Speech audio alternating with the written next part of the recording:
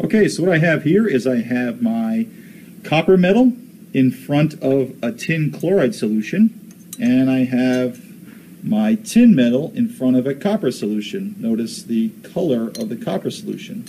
And just like my half reactions that I wrote in class with the net potentials, we were able to predict the spontaneity of the reaction, determining a positive or negative voltage.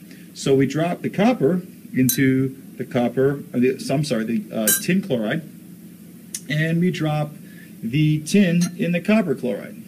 And if you remember our net potentials that we created, we saw that one of these two creates a positive voltage, which represents a pathway for electrons to possibly flow in a redox reaction. Now, of course, in this case, there's going to be electrons that are going to be transferred back and forth in one of these reactions. And a positive voltage tells us that there's a forward direction in that reaction. So when we did the copper metal and the tin chloride, we'll come up with negative volts, because as you can see, there's no reaction.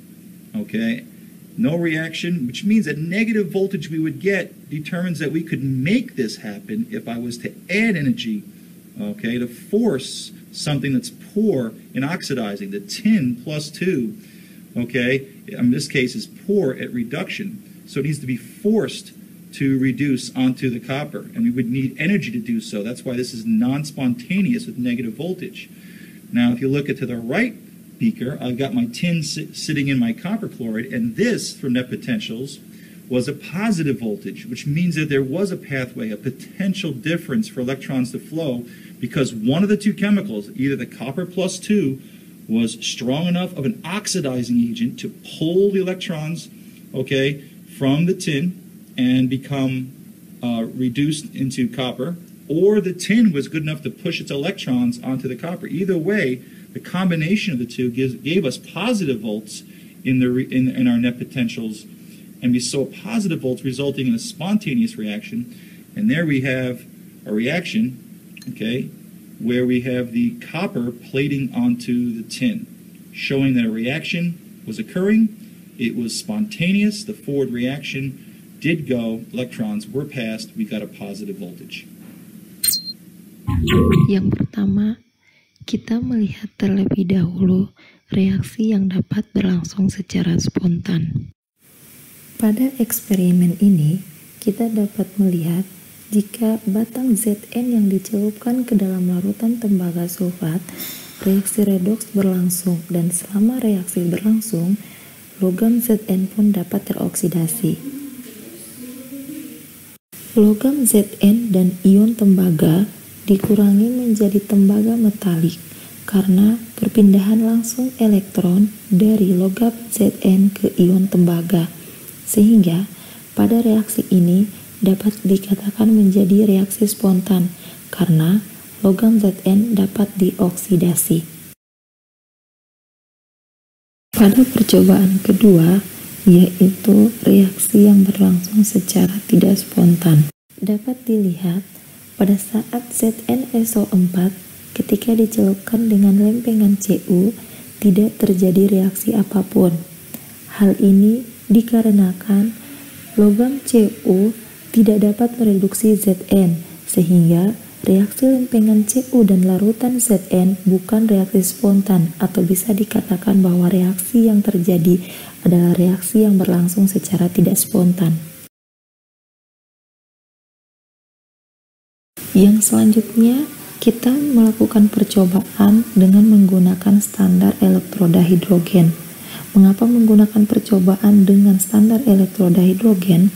Karena kita ingin mengetahui mengapa pada percobaan pertama, larutan CuSO4 yang dicelupkan logam Zn dapat bereaksi secara spontan, sedangkan pada percobaan kedua, ketika larutan ZnSO4 yang dicelupkan dengan logam Cu tidak dapat terjadi secara spontan. Standar elektroda hidrogen dapat digunakan untuk menentukan besarnya potensial standar reduksi atau E0 reduksi elektroda lainnya, sehingga kita dapat mengetahui logam-logam manakah yang semakin sulit mengalami reduksi dan cenderung mengalami oksidasi. Pada percobaan menggunakan standar elektroda hidrogen, dapat dilihat bahwa standar elektroda hidrogen terdiri dari kawat platina yang dihubungkan ke permukaan elektroda yang bersentuhan dengan larutan berair yang mengandung 1 molar H+ dalam kesetimbangan dengan gas H2 pada tekanan 1 atmosfer. Gas hidrogen menggelegak di sekitar elektroda platinum. Dalam pandangan molekular, permukaan logam mengkatalis oksidasi molekul hidrogen menjadi proton atau pengurangan proton menjadi gas hidrogen. Pada elektroda, gas hidrogen dapat dioksidasi menjadi ion hidrogen atau ion hidrogen dapat dikurangi untuk membentuk gas hidrogen.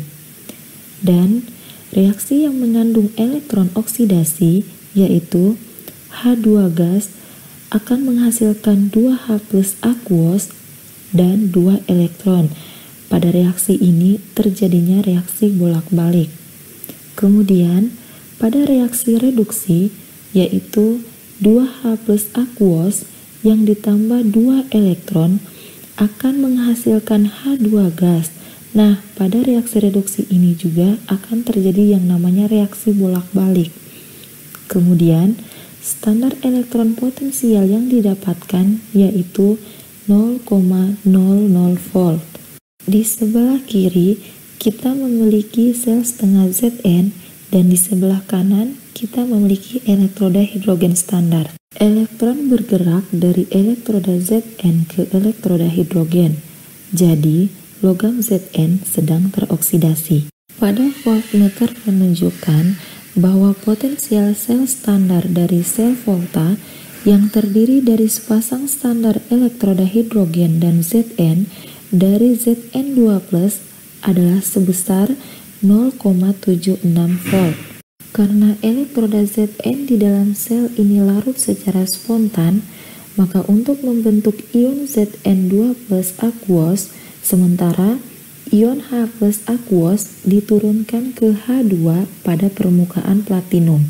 Kemudian, standar elektron potensial Zn2+ dari beberapa Zn yaitu sebesar minus 0,76 volt.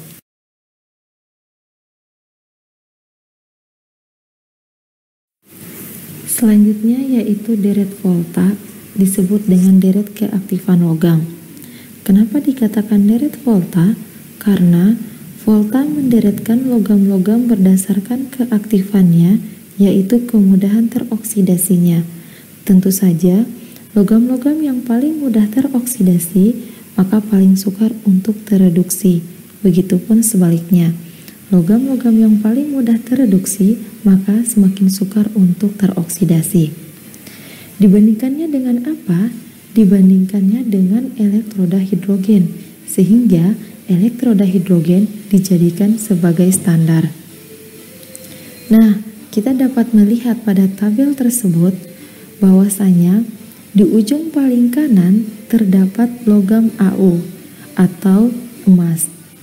Pada logam Au ini adalah logam yang paling mudah untuk tereduksi dan paling sukar untuk teroksidasi. Karena paling mudah untuk tereduksi, maka potensial reduksinya paling besar atau E0-nya bersifat positif.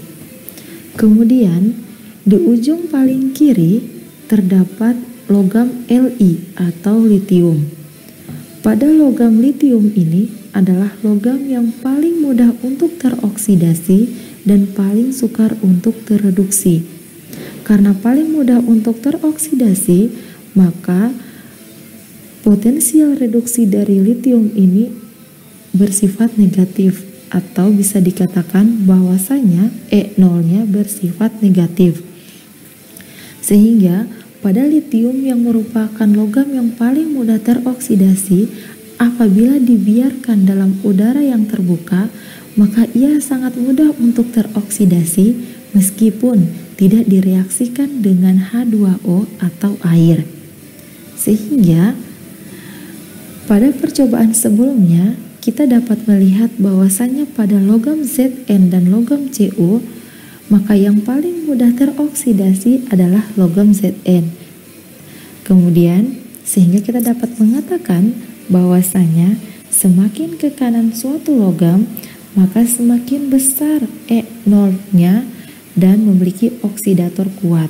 Kemudian, semakin ke kiri suatu logam tersebut, maka E0-nya bersifat negatif dan merupakan reduktor kuat.